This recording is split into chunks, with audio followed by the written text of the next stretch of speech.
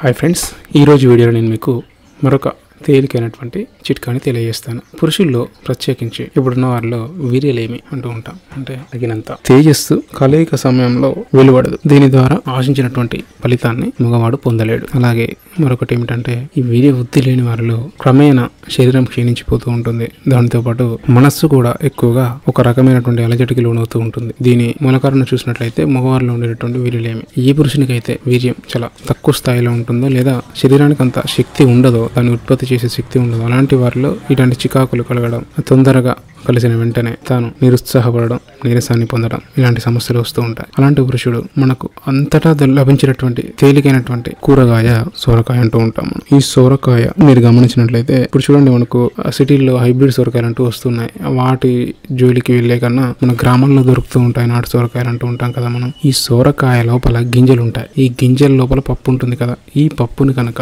మీరు సేకరించుకోగలిగినట్లయితే మీకు చక్కటి శక్తి వస్తుంది. ఈ గింజల్ని తీసి ఆ గింజ లోపలి పప్పుని సేకరించుకొని దాంట్లో మీరు పంచదార కలిపి తింటూ ఉన్నట్లయితే ఈ రెండు పదార్థాలని కలిపేసి ప్రతిరోజు ఒక 40 నుంచి 50 రోజుల వరకు దీన్ని కంటిన్యూగా మీరు తినే ప్రయత్నం చేయండి. ఇలా చేయడం ద్వారా మగవారిలో ప్రత్యేకించి మంచి వీర్యపుష్టి వస్తుంది. చక్కటి స్వచ్ఛమైనటువంటి తేజస్సు రావడం జరుగుతుంది. దీని ద్వారా అతని యొక్క బలహీనతలు కూడా చాలా వరకు దూరం అయిపోతాయి. ఇది చాలా తేలికైన మార్గం. సొరకాయ చాలా వరకు దొరుకుతూ ఉంటుంది అందరికి. కొన్ని చోట్ల అసలు వాటిని పట్టించుకునే వారు కూడా ఉండరు. వీటిని మీరు తెచ్చుకొని చక్కగా పప్పుని చూర్ణం చేసుకొని దాంట్లో పంచదార కలుపుకొని రోజు సేవించండి. ఇలా సేవించడం ద్వారా మీకు చక్కటి ఫలితం వస్తుంది. మరొక వీడియోలో నేను మీకు మరొక చక్కటి ఆరోగ్య చిట్కాని తెలియజేసే ప్రయత్నం చేస్తాను.